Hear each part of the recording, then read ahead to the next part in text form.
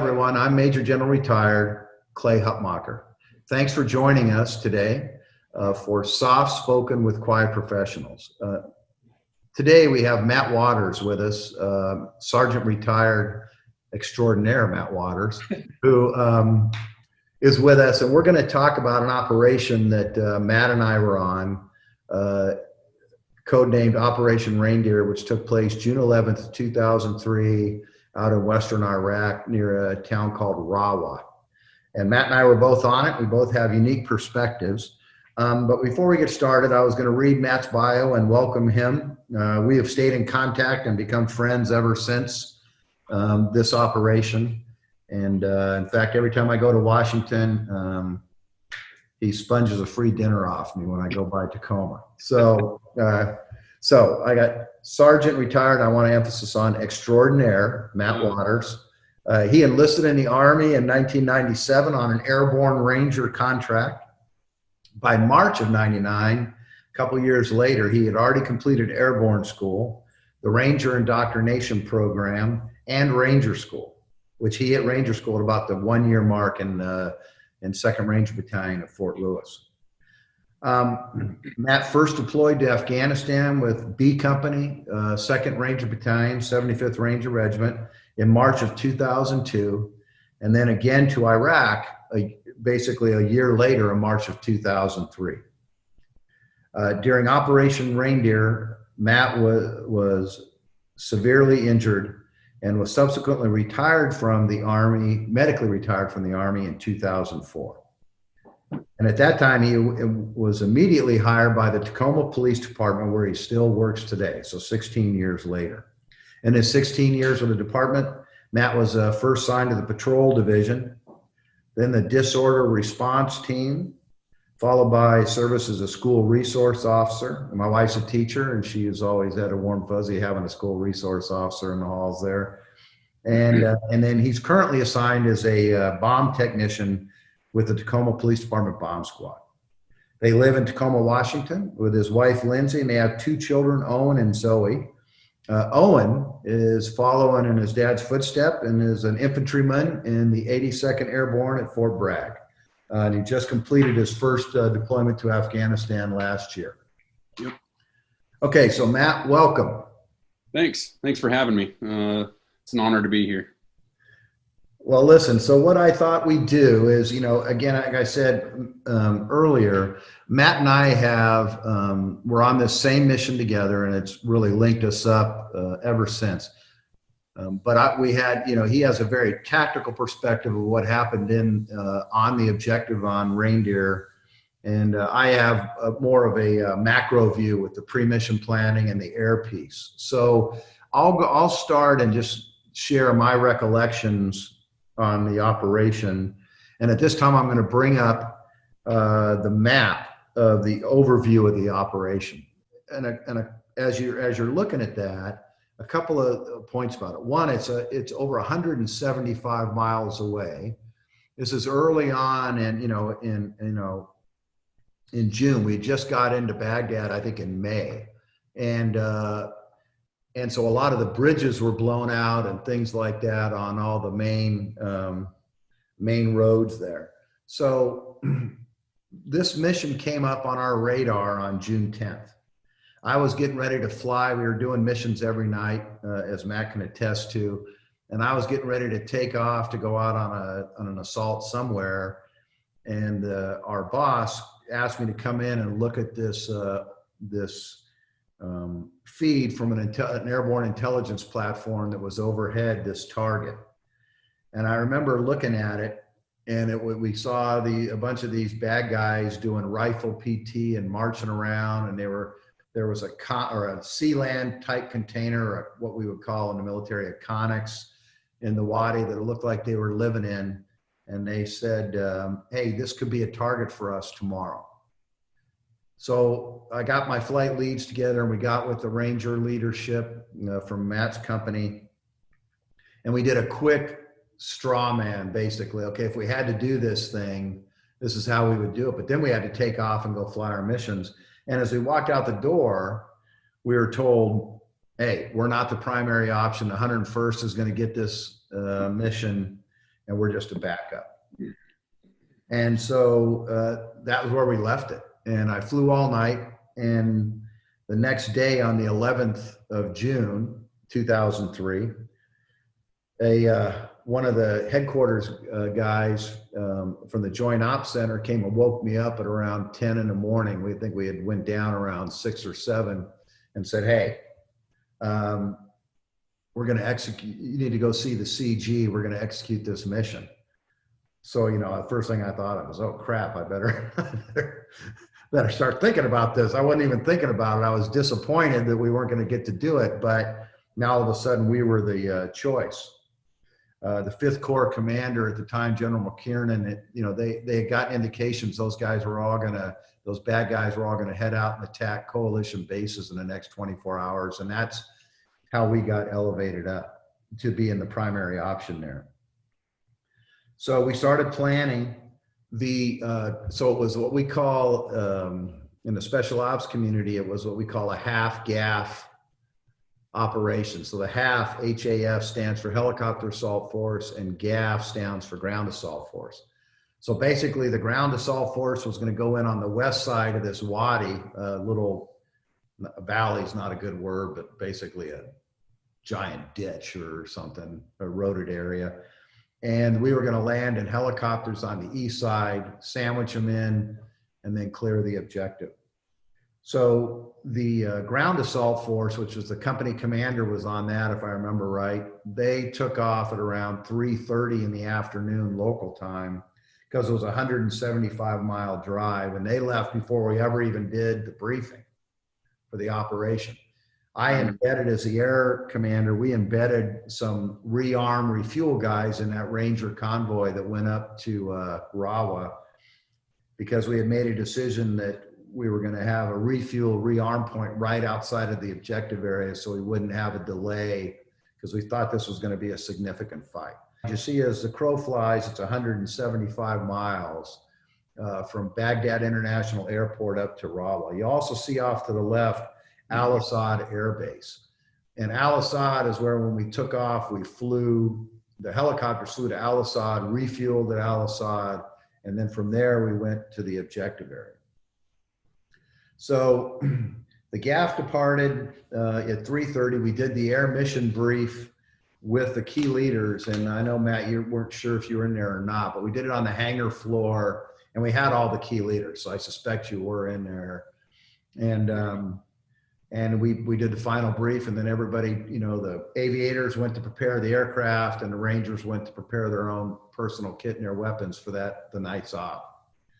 We took off, the Helicopter Assault Force took off, and we landed at Al Asad Air Base at about 8:30 at night for refuel before we went on to the objective. And as we got gas, and we, you know, it was a flight of 2 47s and then 4 Blackhawks, 4 MH-60Ks at the time. One of the Blackhawks, an engine, a starter failed on one of the engines, and that aircraft was non-operational. So we quickly executed what we call a bump plan and reshuffled the Rangers all that we could to the other aircraft, and took off without that aircraft. We left 2 minutes late, but ended up making the time up en route up. It was about an hour flight or so from Al Asad up to Rawah. So at this point, before we get to the infiltration phase, I'm going to talk a little bit about the pre-assault fires and that occurred. And at H-20 minutes, a flight of 6 F-16s flew down that valley, that wadi that we were hitting in Objective Reindeer, and dropped multiple 2,000-pound JDAM bombs in that valley. I was initially on pre-planned targets. One of was that Sea-Land container, and I think there was 40 guys in that thing, and they got a direct hit on that. I was really worried initially, and I expressed my concerns to my boss, the commanding general, about the dust those bombs were going to create for us and may obscure our HLZs going in there. And they said, don't worry about it. You know, don't worry about the dust. Luckily, but there was a tremendous amount of dust. But luckily, the winds were such that the dust had blown over that town of Rawah. And then, so the F-16s came in at H-hour -20 minutes. At H minus 15 minutes to H minus 5 minutes, the AC-130 was doing preparatory fires in that on the targets, pre-planned targets in that wadi. And then from H minus 5 minutes to H plus 4 hours or so, two teams of two, a total of 4 AH-6 attack helicopters were servicing calls for fire and some other targets in the objective area, which was fairly significant. They took all of those aircraft were damaged. One took a direct hit from a RPG in the nose, which did not explode, which we were fortunate. So now I'm bringing you up to H hour. And at H hour, we had the 60s land first, right on H hour. And then 2 minutes after that were the two 47s. I was in the lead 47 along with you, Matt, and we had a 60 in trail, and we landed in the HLZ, and you guys got out.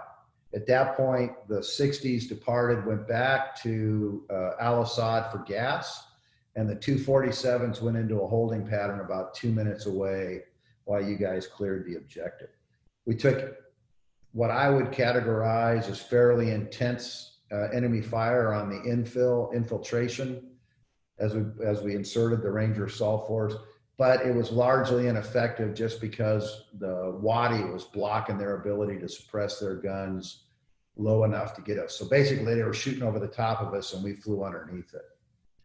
And then we dropped off, and you know, for a while there, our mission was done.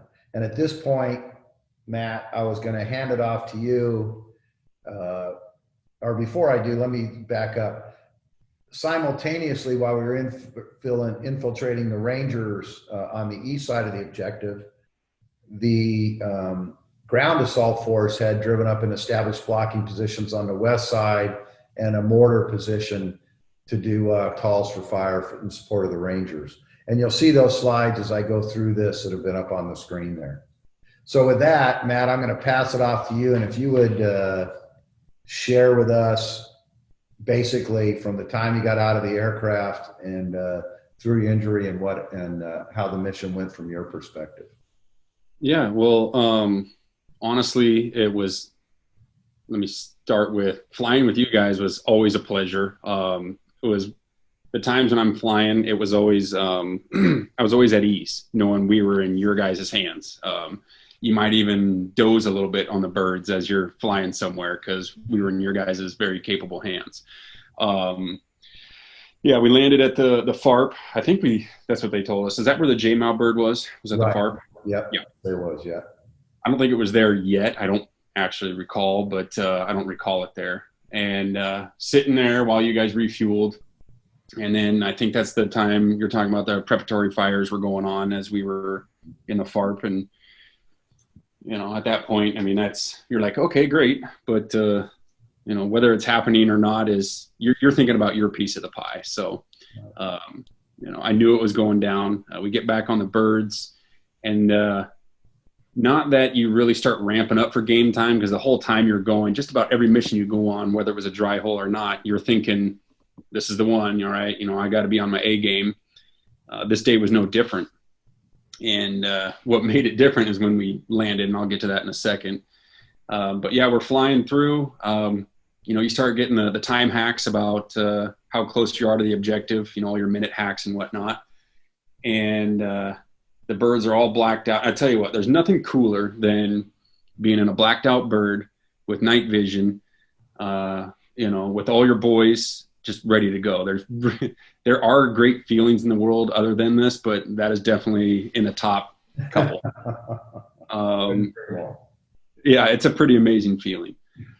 So we're getting our time hacks. Birds are coming into the objective, and you get your final time hack, and you get up on a knee.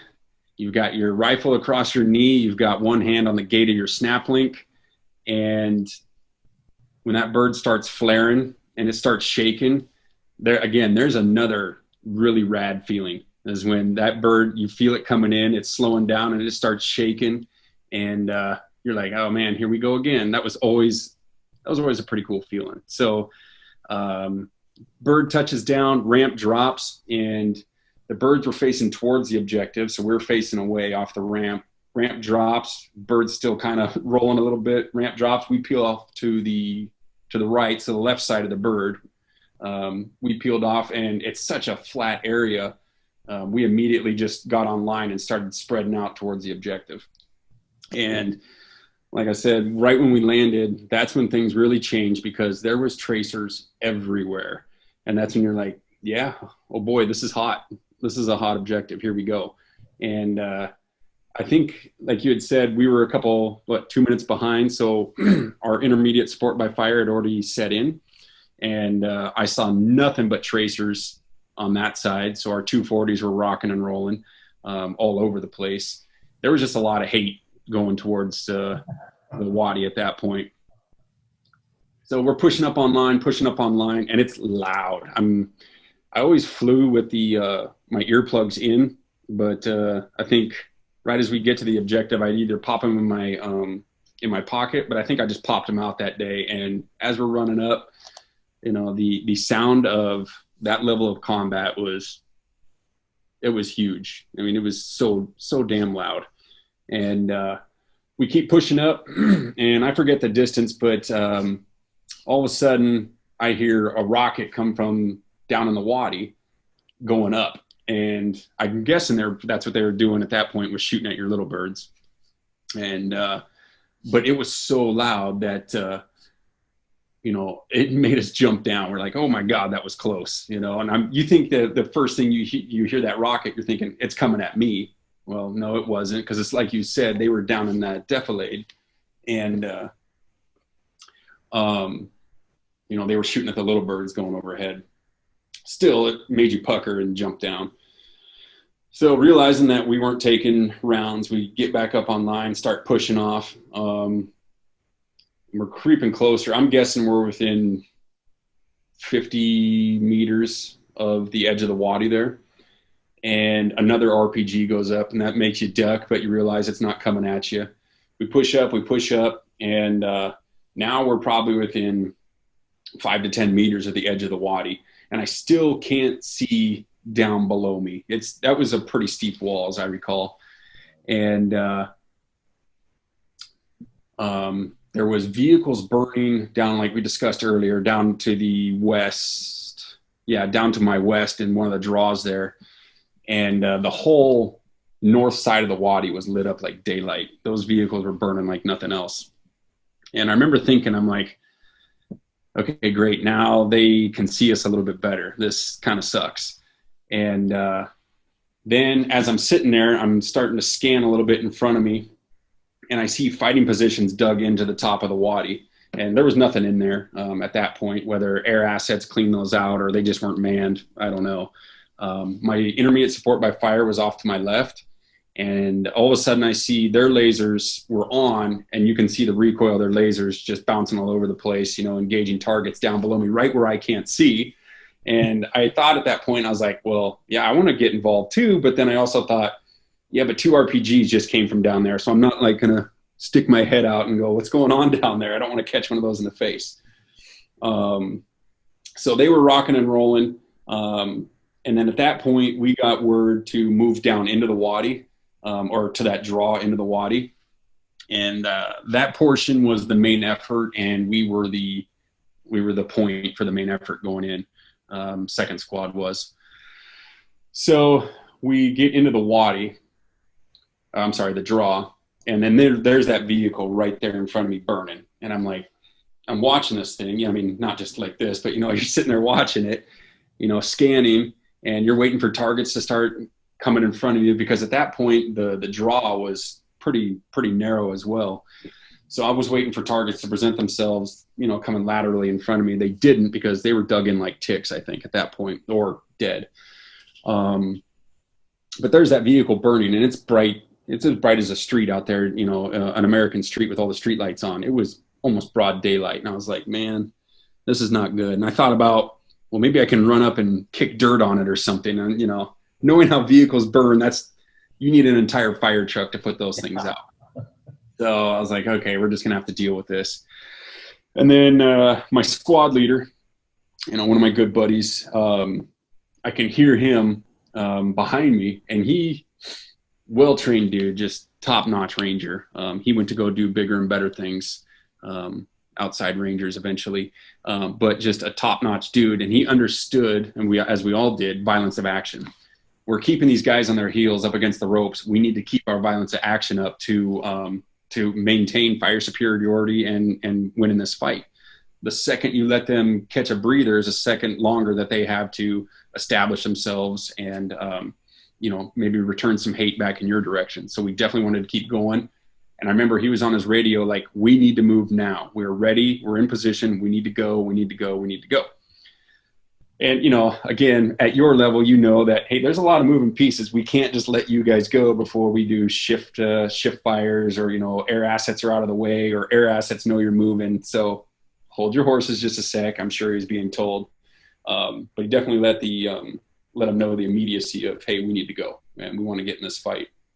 So as I'm sitting there raring to go, and I'm right at the edge of the draw going into the wadi, probably, I don't know, 20, 25 meters from that burning truck.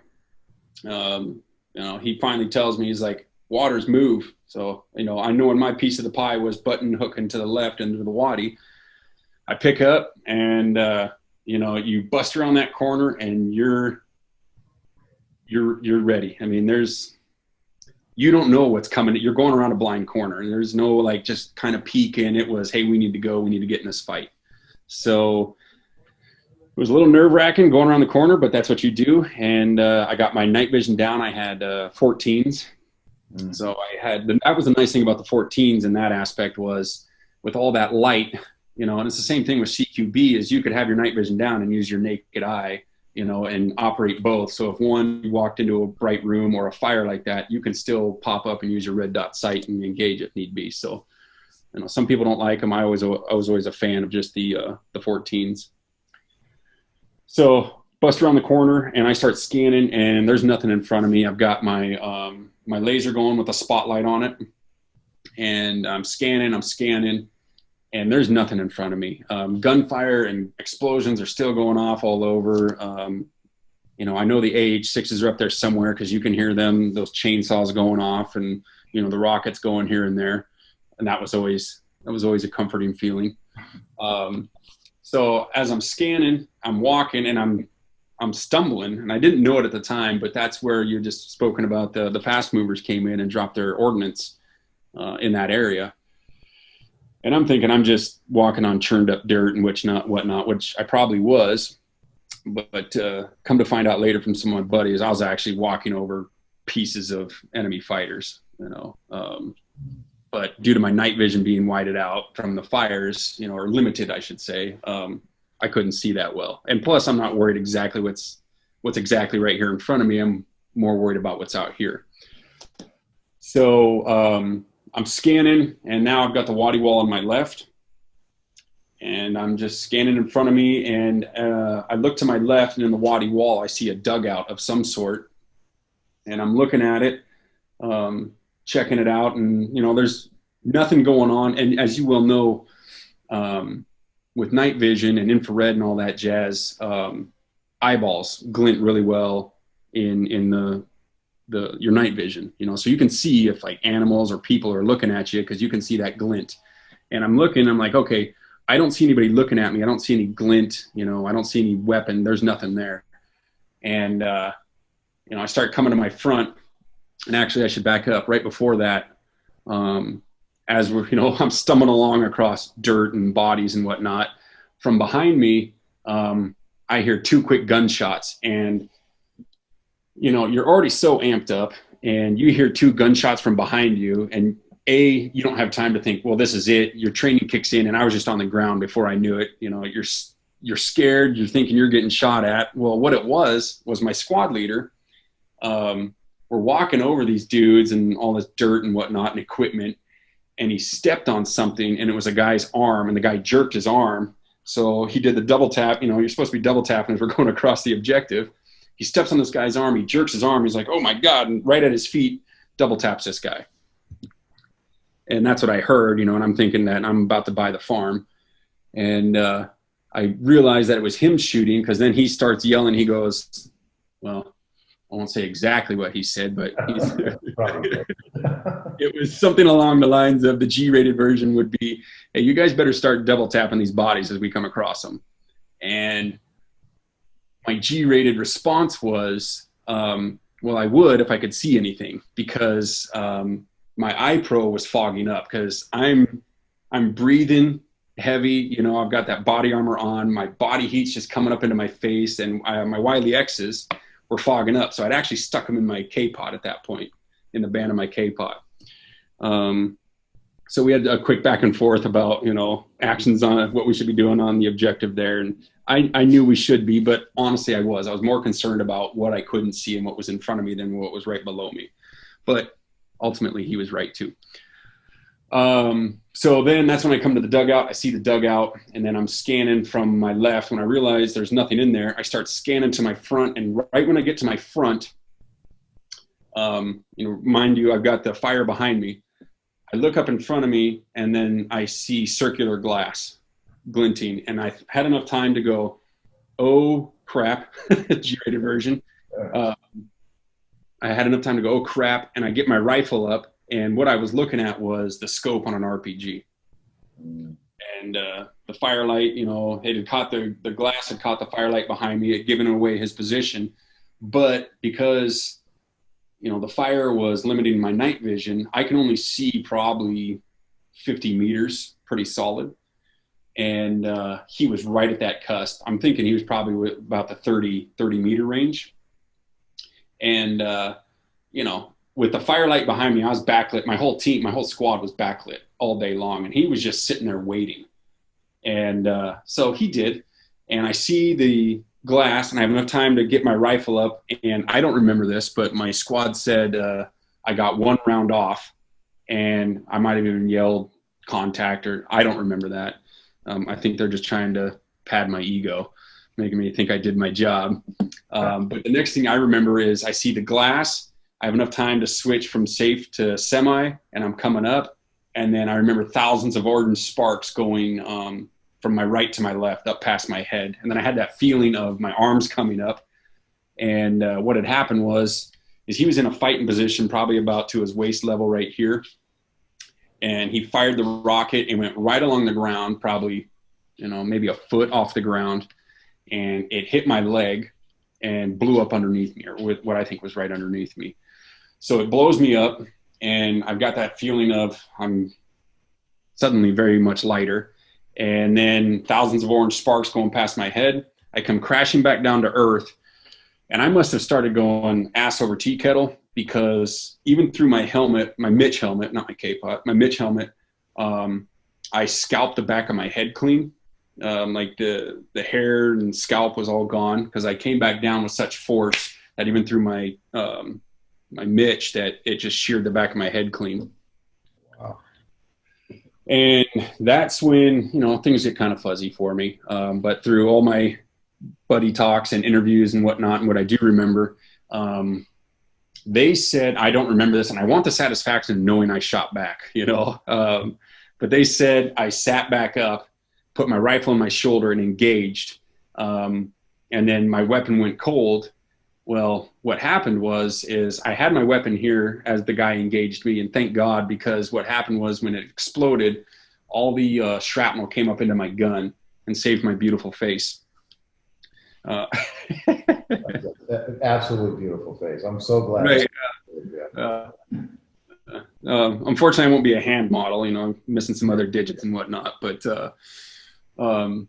so I fired all my rounds, what I thought was my rounds, but what actually happened is my gun broke.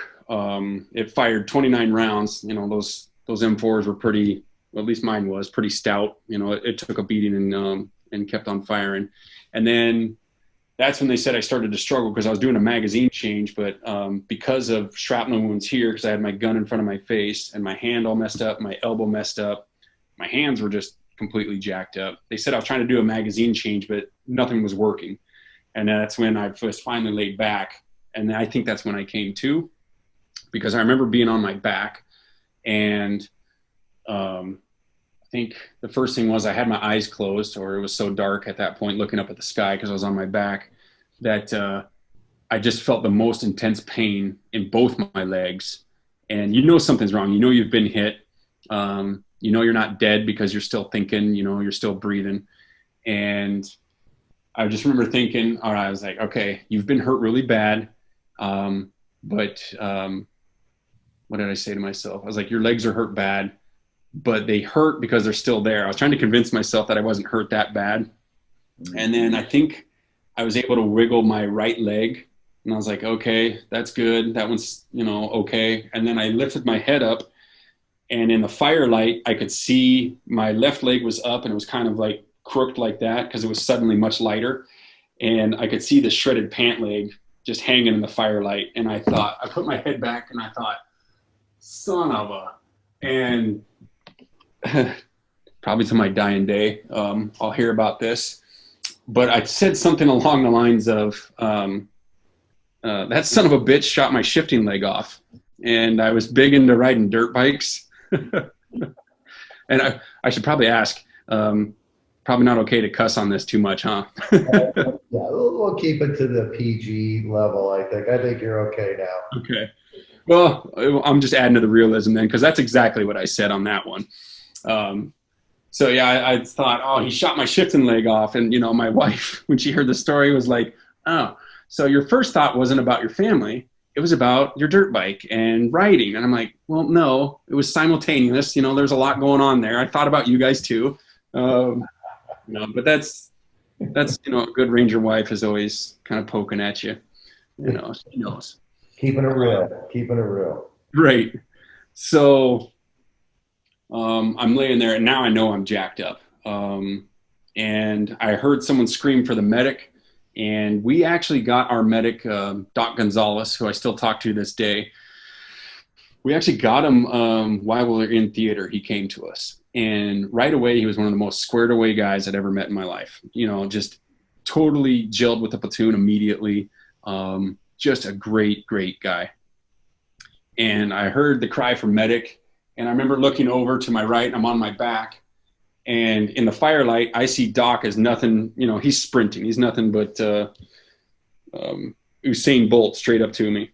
And he slides in, and granted, at this time, there's still rounds popping off. I mean, fire overhead, going on, grenades are going off, and here's Doc running up, you know, and you see he's got his med bags ready to go. He slides in next to me, and we had those ratchet tourniquets at that point.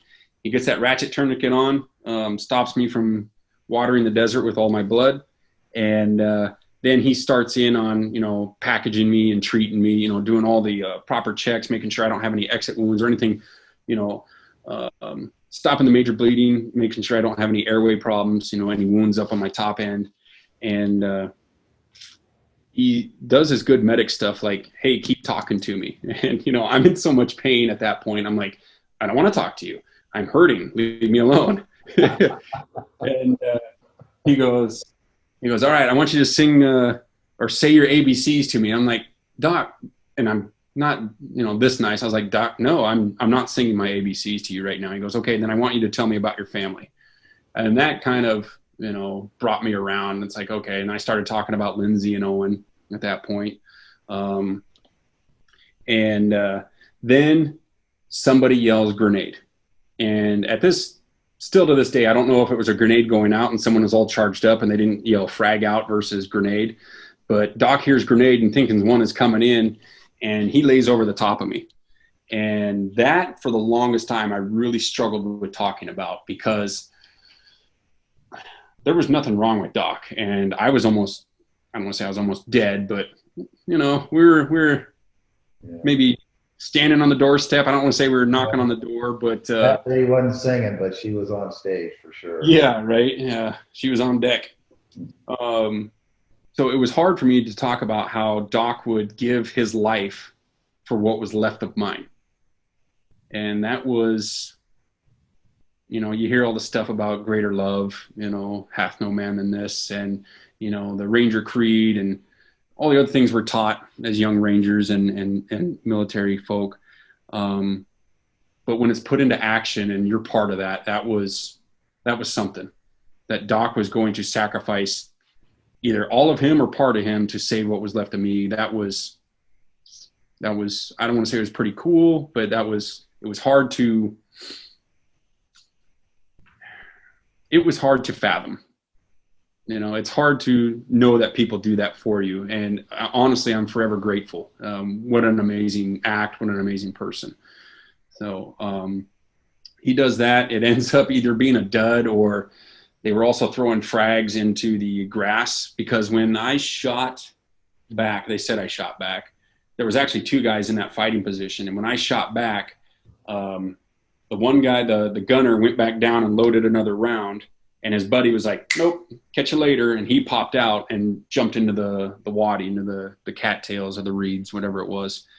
And then the intermediate support by fire, and my boys were chasing him with frags and rounds and whatnot, because I don't think he was the only one that went in there.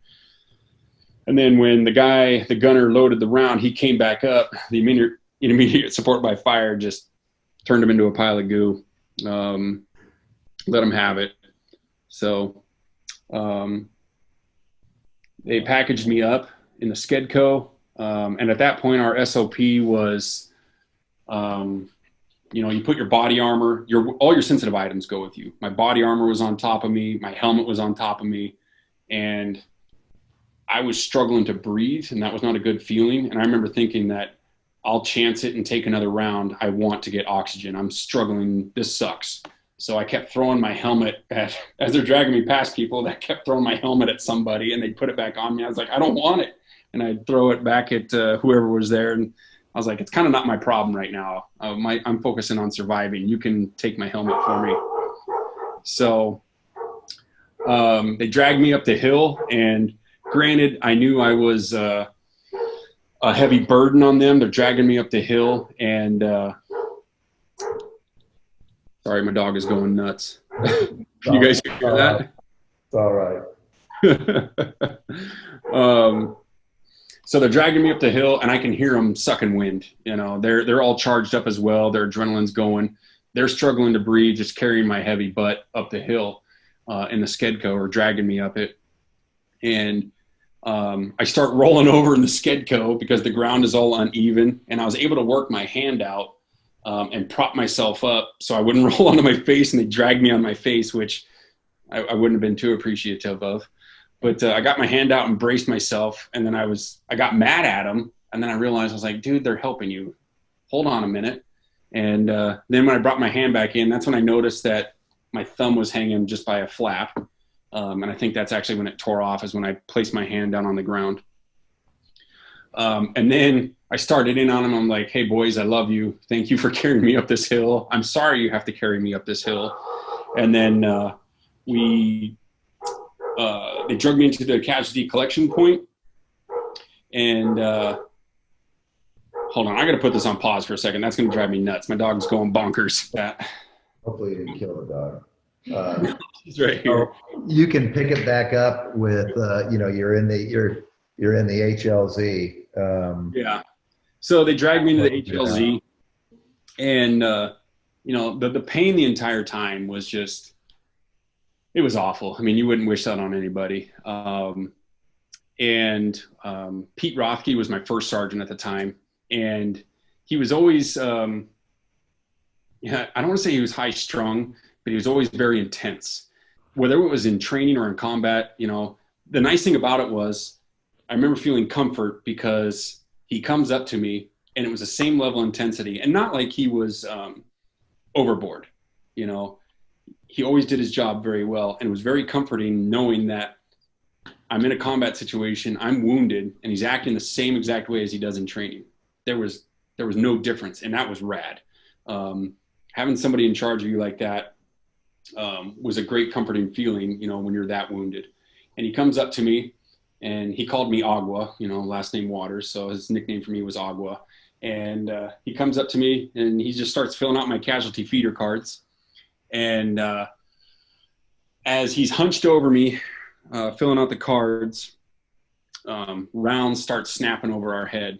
And the RTO comes running up, Antes comes running up, and he goes, "First Sergeant, we're getting shot at." And he didn't even miss a beat. He's like, "We'll take care of it in a minute."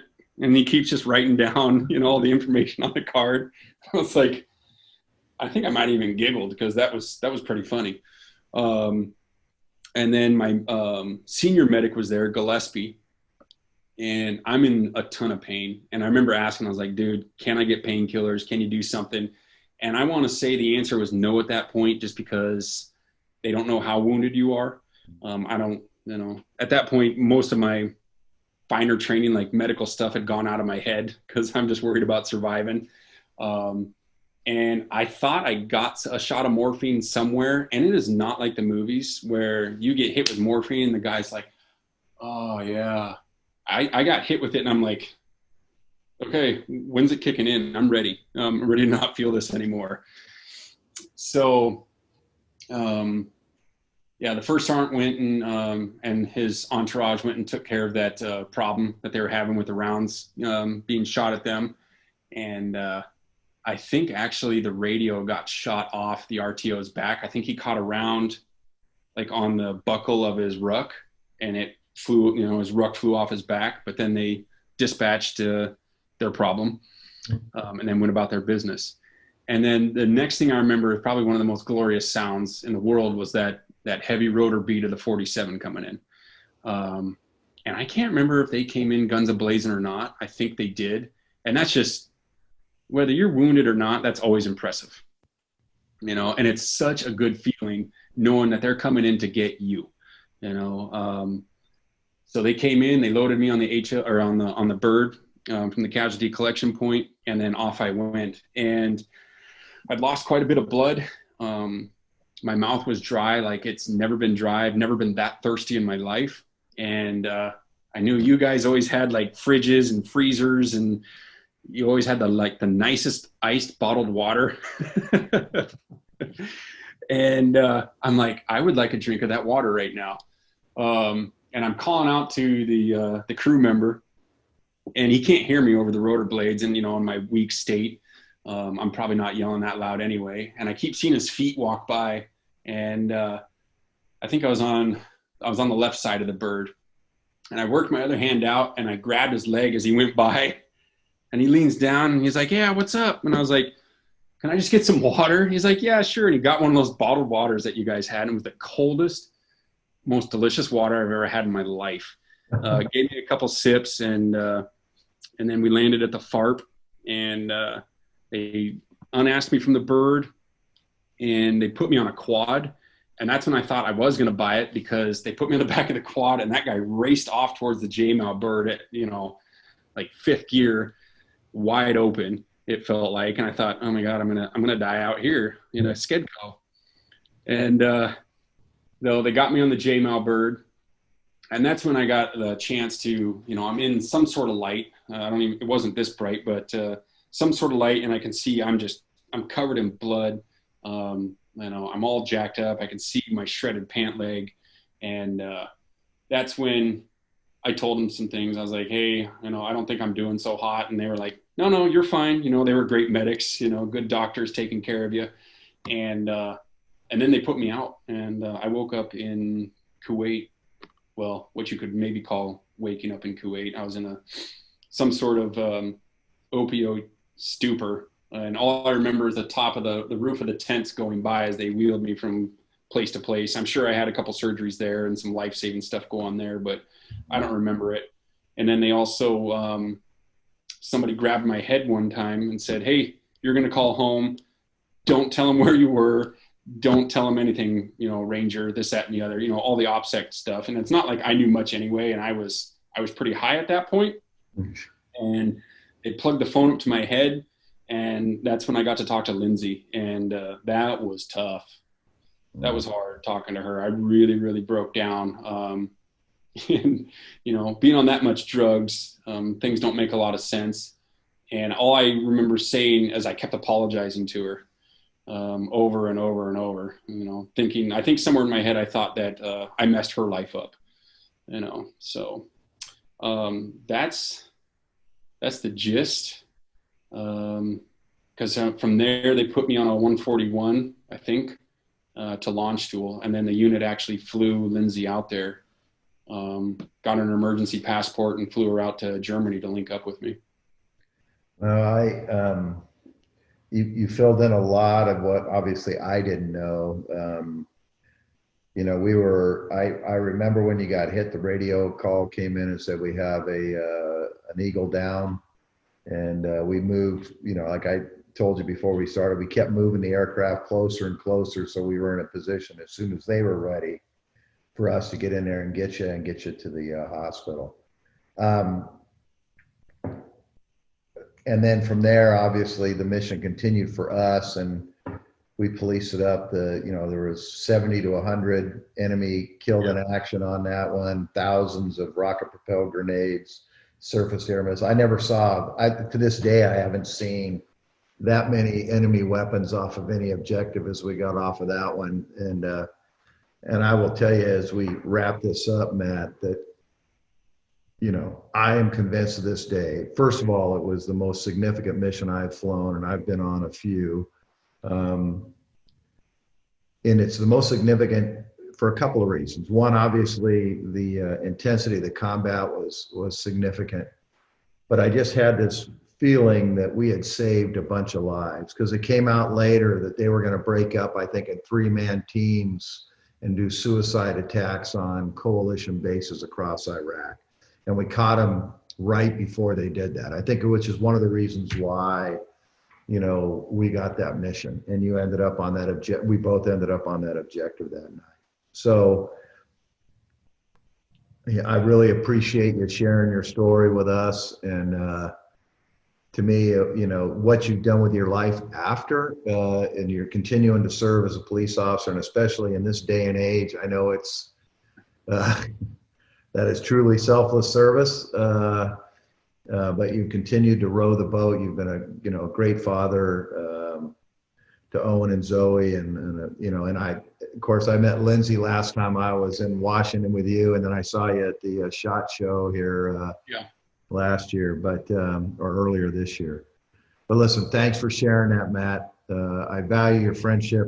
I'm honored to have served with you, and likewise. And I just really appreciate it. So thank you, sir. My pleasure.